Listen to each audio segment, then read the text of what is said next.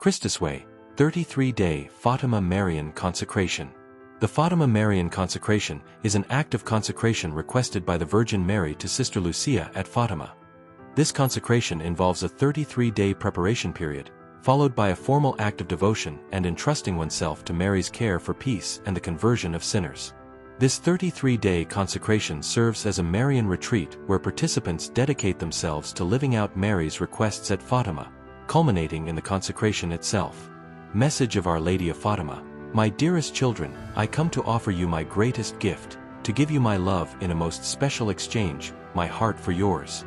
In this exchange, you shall make the act of consecration to my Immaculate Heart, thus partaking in my triumph. I ask you, my children, it is only your choice to accept.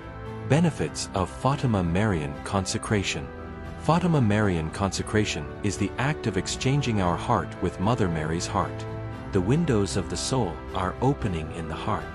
Unity with God grows day by day.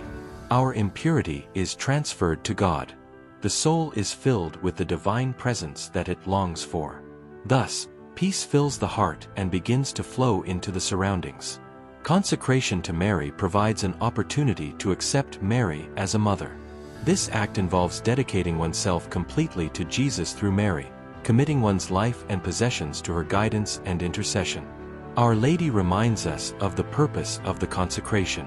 The consecration holds the promise of a soul to be possessed by her and through her to God, the Holy Spirit. As she remains the spouse of the Holy Spirit, all is given to God, so it is in this way that our hearts are also promised to God through our consecration to her. Since the entire purpose of Our Lady is to bring all hearts to her Son, she in effect is collecting all souls to him. In the act of consecration, our heart is exchanged, by divine grace, for Our Lady's heart, and then our souls are purified and cleansed through a focused reconciliation with God.